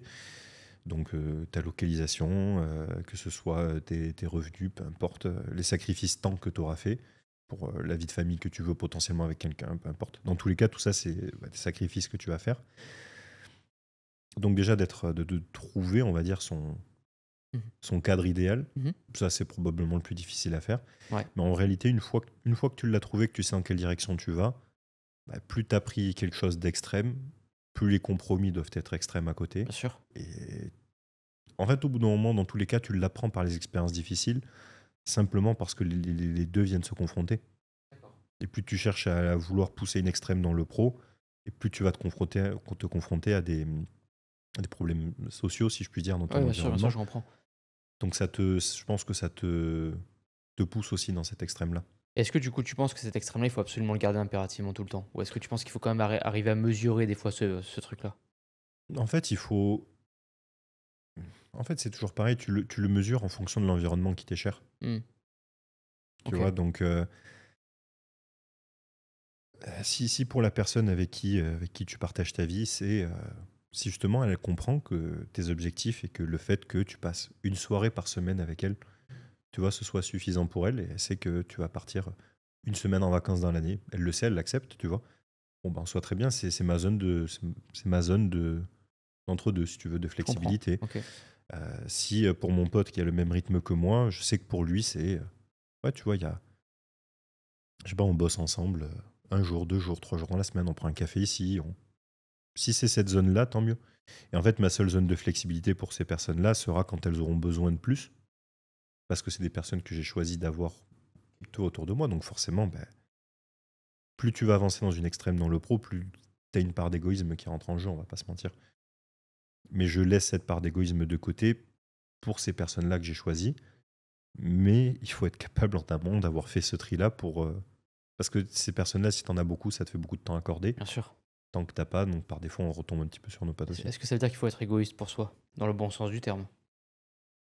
Tu es obligé de l'être. En fait, plus tu pars dans une extrême et plus il y aura d'égoïsme. Parce que c'est du temps que tu vas devoir te consacrer à toi. Ok. Donc tant que tu ne consacreras pas autour de toi, et par défaut, ça restera une forme d'égoïsme. Bien sûr. Mais est-ce que c'est-à-dire que dans ce cas, il faut absolument se prioriser soi en premier, au détriment des autres? Plus tu vas être extrême dans ton pro et plus tu vas devoir te prioriser, ça oui. Pour Ah après, ouais. peut-être avoir le reste ou rééquilibrer le truc après, quoi. Bien sûr. En fait, le truc, c'est que personnellement, je me considère comme chanceux parce que j'ai décidé, si tu veux, de faire aucune concession vis-à-vis de ça, Ok. de foncer tête Tête baissée baissée. dans le pro. Et en fait, j'ai l'environnement aujourd'hui qui s'accorde à ça, D'accord. par défaut. Mais si je ne l'avais pas aujourd'hui à 100%, c'est pas très grave, je l'aurai plus tard, tu vois, d'une manière ou d'une autre. Donc, mais après, forcément, tu vois, depuis le début jusqu'à maintenant, ça fait peut-être 6 ans, 8 ans d'expérience, tu vois aussi. Ça commence à faire du bagou, hein. Tu vois, positif, négatif, donc forcément, tu apprends un petit Bien peu sûr. dans le tas. Mais non, plus ça va et plus ce sera extrême dans tous les cas. Dans ton cas, toi, en tout cas, enfin, sur le prisme que toi tu as et Ah sur oui. la décision que tu vas prendre et sur la direction que tu veux, quoi. Si demain tu me dis l'environnement que tu as aujourd'hui, tu le conserves et ça changera jamais, ça me va très bien. Ok, intéressant. Tu vois, si j'ai personne d'autre autour, j'en ai pas besoin, ça me dérangera Ouais. pas. Après, peut-être parce que si t'es indirectement comme ça, de par toutes tes expériences et de par le prisme que tu en as aujourd'hui, quoi. Bien sûr. Indirectement. Et est-ce que tu penses que du coup, euh, à l'avenir, est-ce que tu regretteras pas cet extrême que tu auras? Enfin, que tu veux prendre ou que tu veux garder? En fait, de nouveau, alors forcément, sans rentrer dans les détails non plus, mais si tu veux, cette extrême que j'ai prise dans un sens, à la base, je ne l'ai jamais prise pour moi. Si tu veux, la base de la base de la base des choses, Hmm. je ne l'ai pas prise pour moi, je l'ai prise pour des personnes de mon entourage. Personnes de mon entourage, tu vois, dont je suis capable aujourd'hui de... comment dire? C'est pas du tout le mot entretenir que je veux, mais faire attention, Mhm. tu vois, de diverses manières. Mhm. Et en fait, si tu veux, je sais que ces choix m'ont mené, tu vois, à pouvoir faire attention à ces personnes-là. Et en fait, ça a toujours été un petit peu ce double jeu de plus je me rapproche de ce que je veux, mieux ça se passe pour moi professionnellement parce que j'avance. Bien sûr. Et donc, si j'avance, bah, ça se passe mieux. L'objectif est là, et tac, tac, tac, tac. Et plus tu avances, plus tu t'en rapproches. Et en fait, tu te rends pas forcément compte sur toi dans un premier temps de ce que tu récoltes de ça. Mais je m'en suis rendu compte sur mon entourage. Ok. Et forcément, d'avoir avancé dans cette direction-là, tu vois, pour pouvoir aider des personnes de mon entourage que je suis en mesure d'aider depuis un petit moment maintenant. Mhm. Quand tu parles d'aider, c'est peut-être pas sans rentrer dans le Proche, détail, c'est proche, financier peut-être ou par d'autres choses indirectement. D'accord. tu Ok. vois. Et donc forcément, tu vois, ben, tu vois, les sacrifices que j'ai fait jusque-là, tu vois, pour que, bon, je le donne en exemple, tu vois, mais pour que ma mère n'ait pas besoin de travailler aujourd'hui, tu vois, depuis plusieurs années, parce qu'il y a un contexte qui fait que c'est difficile. En réalité, je me dis que ça vaut tous les sacrifices du monde aussi, tu vois. Ok. Donc, dans une certaine mesure, je ne reviendrai pas en arrière. Et au contraire, ça me pousse à vouloir pousser plus loin, plus fort encore, pour pouvoir, tu vois, avoir encore plus de confort autour de ça. Et en fait, c'est toujours cette résultante, c'est plus je mets de sacrifices dans un sens, plus j'ai de résultats dans un autre, plus ça permet aussi de faire bénéficier ça à mon entourage, tu vois, en D'accord. priorité. Ok. Forcément, je le dis ici, parce qu'on est sur ce format-là, tu vois, c'est des choses que les gens voient pas, on va pas s'amuser. Oui, bien tu sûr, ils voient pas vois. l'envers du décor, ils savent pas et c'est voilà, c'est bien sûr. Je vais pas m'amuser à faire une story, tu vois, pour... Oui, pour dire ah, c'est pour ça que je fais ça, machin, oui, bien sûr. ouais, je travaille 2 heures par jour parce que je veux mettre ma mère à l'abri, tu vois. Ouais, je comprends. Tu vois, forcément, c'est pas le scam de la story business. Non, mais je comprends, je comprends. Et Du du coup, truc. est-ce que tu penses qu'il faut. Est-ce que t'as pas l'impression de t'oublier un peu, même si aujourd'hui tu dis que t'as trouvé un peu un équilibre par rapport à ça? Si je suis honnête, c'est un peu ma vision de la vie aussi, tu vois. Ok. Dans le sens où je sais qu'il y a des personnes autour de moi qui vont avoir besoin de ça, de moi, de ce qui va en résulter. Mhm. En résulter, Ouais. ça veut dire quelque chose? Ouais. Ok. Ça va bien se passer. Qui va en résulter. Et du coup, faire des sacrifices que eux ne seront pas en capacité de faire, fatigue, stress, etc. Et donc forcément, tu vois, si je peux l'avoir pour eux, je considère que c'est aussi mon rôle, parce que c'est des choses que je peux encaisser moi. C'est des choses que je n'ai pas envie, tu vois, que ces personnes encaissent non plus. Ok. Donc en fait, dans un sens, Donc tu prends ce rôle-là pour... parce que tu penses que t'as quoi? T'as une redevance à avoir? T'as une... je pense que c'est une responsabilité, c'est pas une redevance. Ok. Tu vois. Tu te sens pas, t'as fait ça pour moi, donc je dois faire ça pour toi. C'est ce que j'avais au départ. Ok. Au départ, mais en réalité, j'ai compris que c'était juste de la responsabilité. Tu vois, par la suite, pour ces personnes-là. Et j'ai pas envie de voir ma mère galérer aujourd'hui, tu vois. Tu es la tâche au travail, j'ai pas envie.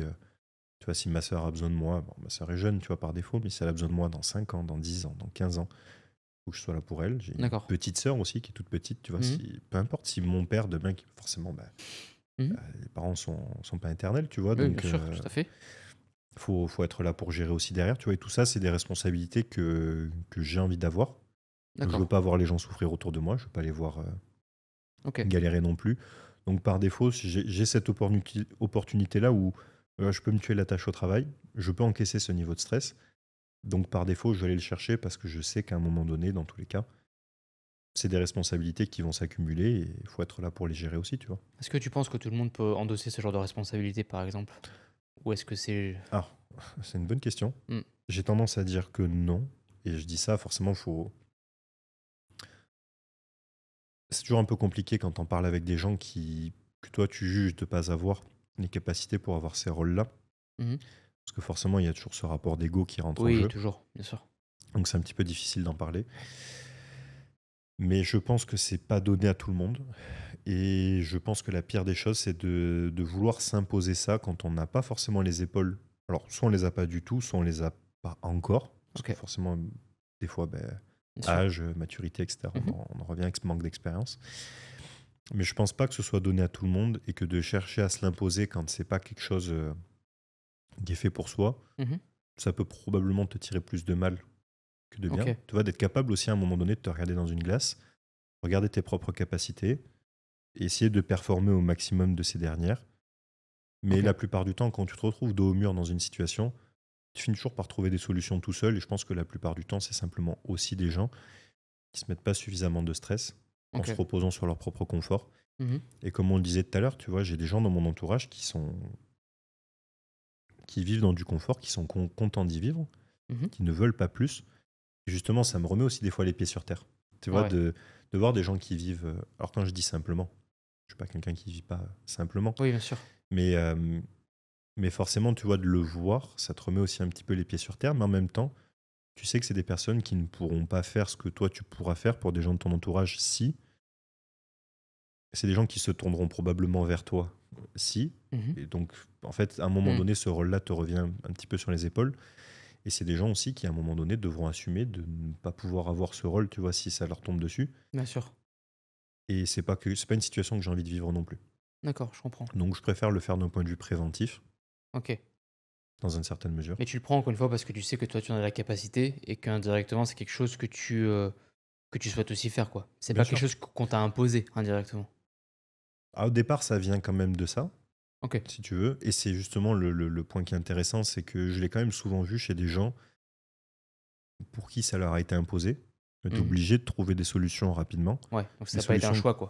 ouais, voilà, des solutions qui sortent un peu des normes, parce que c'est pas des choses qu'on va t'apprendre à l'école, c'est pas Bien des sûr. choses qu'on t'apprend à la fac. Et après, en fait, indirectement, forcément, il y a aussi le côté, on en reparle du métier, de la passion, ça devient aussi un jeu, tu Mhm. vois, de chercher à vouloir se développer, aller plus vite, comprendre, etc. Et en fait, indirectement, les deux se sont mêlés, mais à la base, ça vient quand même de quelque chose d'imposé, plus quelque chose qui est là par choix. Mhm. Et je pense que si tu n'as pas cette expérience-là dès le début, c'est aussi dur d'avoir cette vision des choses. D'accord. Et parce que tu penses que les gens, dans leur façon de voir les choses, sont un peu biaisés, peut-être? Enfin, Je suis désolé de le dire comme ça, mais je pense que dans certains cas, il y a quand même beaucoup plus de personnes qui devraient souffrir plus tôt, tu Ok, vois. intéressant. Tu vois, pour pouvoir ouvrir les yeux sur ce genre de choses plus rapidement aussi, pour se retrouver dans des situations qu'elles n'ont pas envie de vivre, tu vois, à l'avenir. Mhm. Avoir des expériences, tu vois, t'as des expériences que tu vas vivre une fois dans ta vie. Parce que Lesquelles, le plus tôt c'est, le mieux c'est? dans une certaine mesure, oui, si ça te détruit pas, oui. Mhm. Si ça te détruit, bon, bah, forcément, c'est dur d'en sortir aussi, hein, tu vois, Bien sûr. attention. Il y a des gens qui ont eu des expériences, tu vois, je pense avoir eu, tu vois, le bon compromis d'expériences difficiles, Mhm. apprentissage, pour pouvoir faire ce que je fais aujourd'hui, tu vois. Il y a des gens qui ont eu des expériences bien plus difficiles. Mhm. Donc, je me serais peut-être pas remis moi, tu vois, aussi non plus, tu vois. Faut faire, on n'est pas Bien là sûr. pour se comparer non plus. Mais je pense qu'il y a quand même des gens qui sont trop fragiles aujourd'hui par manque d'expériences difficiles et qui Ok. devraient si en tout cas les expériences se présentent pas à eux, se mettre dans des situations plus Ok. compliquées, tu vois, pour aller chercher un peu d'expérimentation ici, Ok. tu vois, et on peut le faire seul, ça. Est-ce que tu penses que les gens n'osent pas sortir du coup de cette zone de confort ou n'osent pas avoir des expériences difficiles par peur de pas pouvoir apprendre à gérer ou pour certaines choses? Bien sûr, mais alors après, forcément, il y a un cadre d'entourage qui revient. Tu vois, moi, la première fois que j'étais un petit peu confronté à ça, c'est mon père qui m'a poussé là-dedans. Mhm. Et en fait, c'est parti simplement, tu vois, donc je valide ma 2e année de STAPS, Mhm. sauf que je me régalais pas du tout dans ce que je faisais. Ok. Alors, j'avais déjà commencé, je faisais des diètes, des programmes d'entraînement à la fac, etc. Mais la prépa physique me plaisait pas du tout. Vraiment, c'était pas du tout Prépa physique comme tu fais maintenant ou prépa physique autre sport? préparation physique générale. Ok. Tu vois, et vraiment, je détestais ce que je faisais. C'était un supplice d'aller en cours tous les jours. Je D'accord. détestais ce que je faisais. Je me régalais en cours de muscu et cours de nutrition qui, avec du recul, était bidon, mais Mhm. pour l'époque, ça m'amusait. Enfin, je me régalais. Mhm. Du coup, je décide d'arrêter le cursus ici. Donc forcément, bah, tu as fait 2 ans de fac. Bien sûr. Tes parents payent pour ça. Donc, même si je travaillais à côté, tu vois, Bien sûr. au bout d'un moment, tes parents payent. Donc, je sors de là. Et je dis à mon père que bon, bah, j'ai repéré des formations, tu vois, pour Mhm. me former sur de la nutrition, sur de l'entraînement. J'avais une idée de coacher des gens en salle, mais forcément, je voulais transformer un petit peu des gens. Je leur faisais perdre du gras à la fac. Ok. Mais on remonte à ça, j'avais 20 ans, tu vois. Donc, c'est à 8 ans. Et Ok. il y a 8 ans, il n'y avait pas de coaching online, hein, ça n'existait pas. Bien sûr. Et mon père il m'a dit, bah, écoute, elles sont où tes formations? Je lui montre les formations. Il me dit, déjà, il faut bosser pour les payer. Bien C'est sûr. pas lui qui va les payer. Et tes formations, elles sont en anglais, tu parles pas anglais. Donc en fait, ça a été très simple, hein. L'année venait de se terminer, on était en juin. Mhm. Donc je suis parti bosser pendant 3 mois, juin, juillet, août, au champ. J'ai fait 3 mois au champ. Ok. Et mon père m'a dit, c'est simple, hein, septembre, tu pars en Angleterre. On a de la famille là-bas. Ok. Tu vas là-bas. La personne de notre famille, donc en fait, notre famille, c'est le meilleur ami d'un de mes oncles, Ok. qui avait dit, je suis OK pour l'héberger pendant 1 mois. Ok. 1 mois. Et Pas mon un de père me plus. dit, tu vas rester 1 an. Ah ouais. Tu restes 1 an. Tu prends un billet aller, tu pars. Tu rentres pas pendant 1 an. Ok. Tu te démerdes, tu fais ce que tu veux, tu bosses où tu veux, tu apprends l'anglais, tu reviens, t'es bilingue. Ok. Donc je suis parti là-bas. Carré. Et je suis resté 11 mois exactement, Ok. au total, parce que je suis rentré 2 fois. Une fois, il m'a quand même autorisé, je suis rentré pour Noël, passé une semaine avec eux. Et encore même pas, je veux dire, c'était 4 jours ou 5 jours. Ok. Et une deuxième fois, et je suis rentré au courant du mois de juillet, ou fin juin, enfin, je suis resté 11 mois, simplement parce qu'il y avait les inscriptions pour rentrer au BP. Ok. Et du coup, je m'étais déjà pris une première formation, etc. Et j'ai passé du coup 11 mois là-bas et j'ai appris l'anglais en bossant dans un restaurant, en faisant du porte-à-porte. Mais tu vois, forcément, l'entourage, c'est important ici, puisque ce genre d'expérience, si tu veux, forcément, mon père, si tu veux, de par ses expériences pro, lui, dans sa tête, c'était assez facile et radical. Hein, tu vas apprendre l'anglais, On y va et terminé quoi. pars en Angleterre, hein, tu feras pas Ouais. mieux que là-bas. Ça te fera... Bien sûr, je comprends. Hein. J'avais donné une expression à Emmerich, si tu regardes, je vais pas la sortir en live. Mais Ok. donc forcément, l'entourage est important ici. Parce que si j'avais eu quelqu'un de protecteur qui m'avait dit, ah, mon fils. Ouais. Parce tiens, que tu penses que si t'avais pas poussé à le faire, tu l'aurais pas fait toi-même? Si, parce que j'avais déjà ce caractère-là.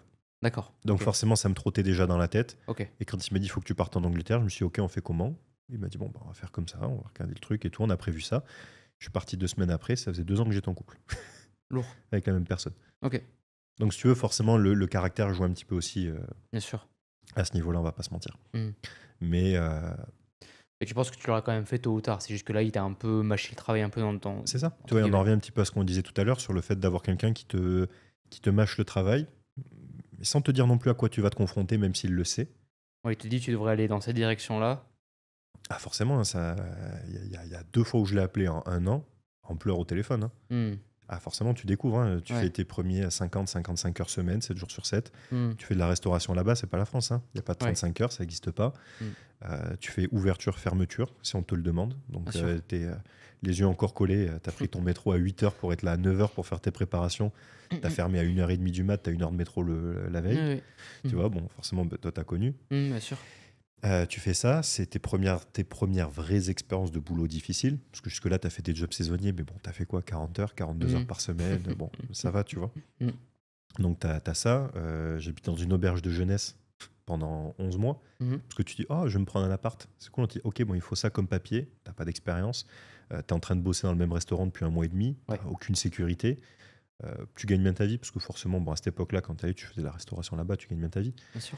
Mais t'as pas d'expérience, t'as pas tout ça. Et compliqué, tu vois, parce que tu prends des refus dans tous les sens. Après, tu dis, ah, je peux avoir un appart, super. C'est 2500 pounds, 2800 pounds par mois. Tu te dis, ok, 3000 euros par mois, ça va pas le faire. Carré. Tu peux louer qu'une chambre. Et du coup, en fait, je me suis dit, c'est quoi? J'ai appelé mon père une fois, j'en pouvais plus. Et il m'a dit, bah, tu sais quoi? Il m'a dit, tu fais en sorte de pouvoir mettre toute ta vie dans un sac à dos. Il me dit, tu t'organises comme il faut, t'organises pour tes courses, pareil. Il m'a aidé, si tu veux, à me faire un peu une trame de comment je vais m'organiser pour vivre 1 an avec un sac à dos.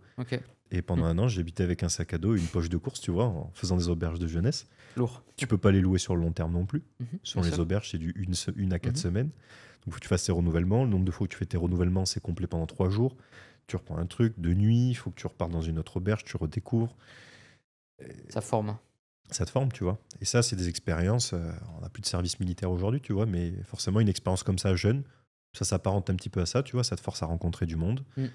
Ça te forme à avoir des échanges sociaux que tu n'avais pas forcément envie d'avoir. C'est de l'inconfort, tu vois. Ouais, bien sûr. Ça te pousse aussi à rencontrer d'autres cultures, d'autres façons de penser, d'autres ethnies, entre guillemets, qui ont eu des expériences un peu plus traumatisantes que les tiennes. Et c'est vrai que très souvent, ça remet un peu en question certaines choses. Tu dis, c'est vrai qu'en fait, ma vie, elle est peut-être pas si mal que ça, quoi. Bah, tu vois, quand tu bosses au resto avec des gars qui travaillent ici avec toi, parce que le salaire, c'est 80% du salaire, c'est un envoi direct à la famille dans un autre pays, tu vois. C'est vrai, c'est ça, ouais. Qui sont là par contrainte, ils sont bloqués ici, tu vois, parce que même s'ils sont peut-être mal payés à Londres à ce moment-là, dans ce restaurant-là, ça reste quand même Dans leur pays, c'est énorme. 10 fois, 50 fois, 100 fois, tu vois, dans certains pays, le salaire local.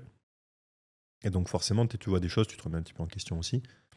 Donc l'apprentissage se fait ici, et je pense que pour tous les gars qui sont jeunes, tu vois, qui ont entre 18 et 20 ans, tu vois, d'essayer de mettre en avant, tu vois, plus ce côté challenge. Ouais, ok. Tu vois, de se mettre dans la difficulté volontairement. Et en plus, c'est pas compliqué de se mettre dans la difficulté aujourd'hui.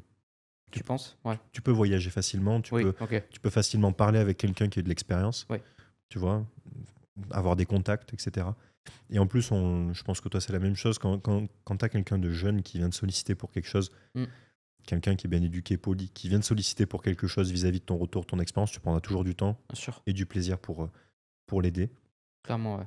Mais il faut un peu plus d'initiative, je pense, de la part des jeunes aujourd'hui. Ouais. Essayer de sortir un petit peu du confort aussi. Ok. Je pense que les gens sont en manque d'initiative de manière générale. Générale, hein, je parle, pas Oui, que je forcément pense. les jeunes, ouais. Alors, je te dirais oui, en même temps, forcément, on est dans un domaine où on fait tout par nous-mêmes, dans le sens où si demain on arrête de bosser, on décide de dormir la journée, tu vois, il n'y a plus rien qui rentre. Hein. Bien sûr. Ça tourne pas tout seul. Bien sûr. Mais en règle générale, oui. Si tu veux, j'ai pas de problème avec le manque d'initiative du moment où il n'y a pas de négativité derrière.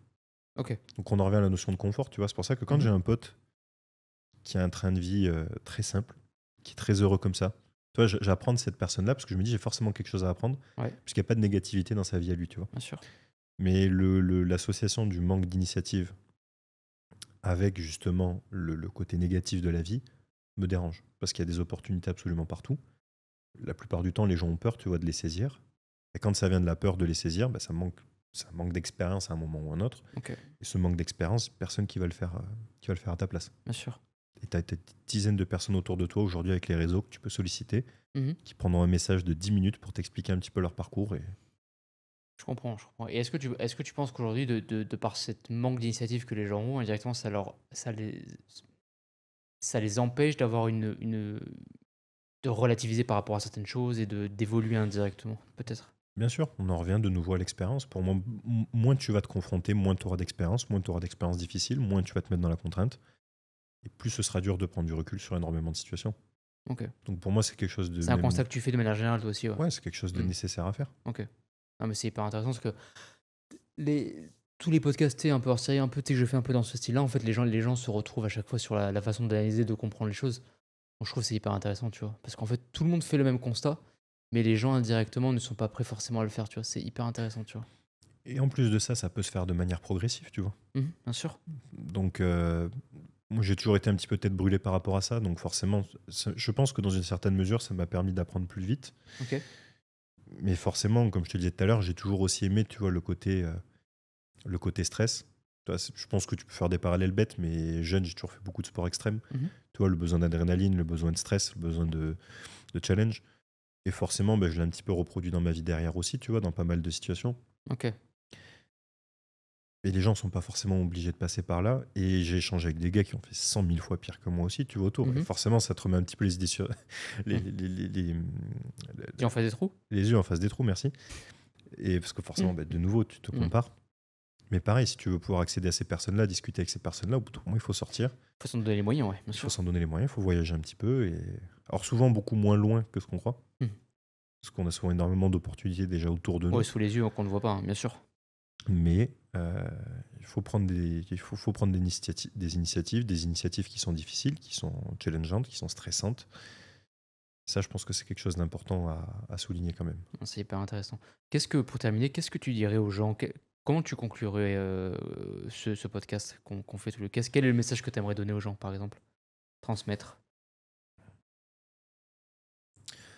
Je pense que le message principal, puisque forcément, je pense que les gens l'ont compris, tu vois, une grande partie de notre vie, ça, dans tous les cas, au bout d'un moment, on retombe sur la partie professionnelle. Pour moi, ça reste quand même le pilier inévitable, hein, parce que forcément, tu vois, quand on arrive à un stade où tu te dis que tu n'as plus de stress direct dans ta vie, Mhm. en général, c'est que le pro commence quand même à se passer relativement bien. Parce que la plupart du stress qu'on a, souvent, déjà, c'est financier. Ouais. Donc, quand tu élimines déjà ce stress-là, la plupart du temps, tu as une tranquillité d'esprit quand même qui est beaucoup plus importante. Perso, c'était le premier stress que je voulais éliminer dès le départ, c'était le focus numéro 1. Ok. Donc, en réalité, c'était d'avoir déjà une idée plus ou moins précise le plus tôt possible Ok. de ce que je tu veux voulais à faire, l'avenir, de ce ouais. que je veux faire, tu vois. Et de là où tu veux aller. Voilà. Parce qu'au moins, si je sais déjà où je veux aller, ça me donne déjà une roadmap, tu vois, de ce que je vais devoir faire pour y arriver. Ok. Ensuite, essayer de le faire le plus vite possible. Et pour ça, c'est de te challenger, accepter que tu vas faire des erreurs, apprendre de ces dernières, et de constamment les prendre comme expérience avec un retour positif dessus. Bien sûr. Tu vois, de ne jamais te... Tu sais, la manière dont tu parles aux gens, la manière dont tu te parles à toi-même, c'est ultra important. Bien sûr. De constamment être dans l'apprentissage vis-à-vis de ça. Et de toujours avancer, si tu veux, avec cette ligne directrice, en apprenant petit à petit au fil des expériences, au fil des expériences, hein, tout simplement, que tu vas apprendre à probablement voir ton chemin de manière un petit peu plus différente. Mais qu'en réalité, ce qui compte surtout, c'est que tu arrives en finalité là où ce que tu t'es donné au début, de ne pas changer pour des gens qui sont passagers, Mhm. si tu veux, dans cette Bien sûr. trajectoire-là. Sauf si, comme on l'a dit, tu trouves un équilibre plutôt qui te correspond. Là, Ok. oui, En mais sachant que cet équilibre sera amené à changer à mesure que le temps avance. exactement, tu Bien vois. sûr. Et je pense que l'équilibre que j'ai là pour les 5 ans à venir, celui que j'ai en tête, en fait, c'est un équilibre que j'avais pas il y a 5 ans. Bien En sûr. arrière, je savais même pas que Mhm. ça pouvait pas exister, mais je voyais des personnes l'avoir plus tôt, mais en réalité pas à 100%, d'autres ne jamais l'avoir, etc. Donc en fait, je suis plus d'avoir cette ligne directrice, foncer dans cette direction-là. On reparle d'entrepreneuriat, mais forcément de foncer dans cette direction-là, si tu veux, de garder Mhm. toujours ça en visu. Ok. Parce que dans tous les cas, c'est une période qui est très courte de ta vie. Hein. Et tu le sais, professionnellement parlant, Ça passe très vite. Hein. ça passe très vite. De deux, ça fait pas 25 ans que tu fais de la physio. Ça fait combien de temps? Ça va faire 4-5 ans, je crois. 5 ans, ok. Ouais, à peu près. Tu vois, la prépa, moi, ça doit faire 4 ans, à peu près. 5 ans. Ouais. Fin Covid, quoi. Mon premier athlète, Mhm. quand je suis entré en BP, allez, 5 ans. Ouais. Tu vois, à peu près.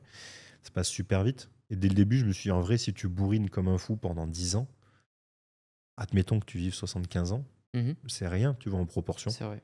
C'est rien.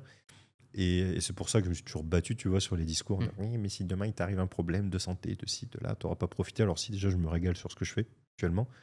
Et en réalité, je me dis, c'est un sacrifice, tu vois. Je vais prendre 10 ans de ma vie pour faire un truc à fond, pour pouvoir profiter, tu vois, après Pas derrière. avoir de regrets après. Ouais, et pas avoir de regrets derrière. Et s'il m'arrive quelque chose en cours de route, il m'arrive quelque chose en cours de route, tu vois. Mais je vais pas me sacrifier, si tu veux, de ce résultat final aujourd'hui, au risque que. Oui. Donc plus d'avoir un objectif final, de foncer dans cette direction, accepter que les étapes au milieu doivent être difficiles, passeront peut-être, hein, vont Bien être sûr. difficiles. Clairement. Et c'est presque une étape un peu obligatoire pour tout le monde, en fait, au final. C'est une étape obligatoire. Accepter qu'il y aura des bonnes décisions, il y aura des mauvaises décisions, ça fait partie des erreurs aussi. Et de continuer d'avancer avec cette même ligne directrice, tu vois, Ok. jusqu'au bout. Mais d'avoir déjà cette idée de ce qu'on veut faire et aussi accepter qu'on peut toujours aller beaucoup plus loin que ce qu'on pense. Pareil, ça fait phrase très bateau, mais C'est la vérité en soi. c'est la vérité. Le nombre de personnes que tu as autour de toi qui se limitent sur des choses, des fois, tu leur ouvres les yeux avec 10 minutes de discussion. Mm. Et tu sais, waouh, c'est le changement de l'année pour eux. Même en coaching, on le voit assez souvent, tu vois, de gens qui t'envoient des messages de remerciement. Mhm. Et souvent, ça te remet un peu les pieds sur terre parce que tu te dis, wow, en fait, je viens d'aider cette personne-là, tu vois, à cette ampleur-là avec juste ça. Et parce que forcément, cette expérience que tu cumules avec le coaching, en fait, c'est des centaines et des centaines et des centaines de cas de figure. Et après, tu dis qu'est-ce que je peux faire même de plus, tu vois. Qu'est-ce que je peux faire de plus, comment... Et après, forcément, bah, tu communiques mieux, plus vite, etc., tu vois, avec ces gens-là. Mais forcément, tu vois, le fait aussi de trouver un mentor, si tu veux, ou quelqu'un en tout cas d'inspirant dans le tas. J'ai eu plusieurs personnes inspirantes, si tu veux. J'ai pas eu la même personne du début jusqu'à la fin. Ça fait partie du parcours aussi. Bien sûr. Mais je pense que c'est quelque chose d'important pour être capable d'ouvrir les yeux Ok. sur la partie pro. Et en fait, indirectement, en découlera la partie perso aussi, de ce que tu peux avoir réellement, tu vois. Je pense que c'est quelque chose d'important. Donc, tu n'avanceras pas tout seul. Ça, c'est sûr. Mais tu es seul responsable de ton avancée aussi, tu vois. Je suis entièrement d'accord avec ce que tu dis. Ouais. Un petit dernier mot pour terminer. Où est-ce qu'on est pas mal? Je pense qu'on est pas mal. Je sais pas combien de temps ça dure. Mais... Ça fait déjà 1h et quart, 1h20 qu'on est là déjà. Ça passe trop vite en vrai. Ça passe trop vite. J'espère que cet épisode vous a plu. N'hésitez pas à vous abonner, liker, commenter, partager la vidéo, à vous abonner à la chaîne surtout. Sinon, je vais encore me faire tirer les cheveux. Je vais me faire tirer dessus parce qu'à chaque fois, j'oublie de le dire. Merci à vous pour votre soutien. Merci à vous. Merci à toi, en tout cas. Merci Anto. Et je vous dis à très vite. Ciao. Ciao à tous.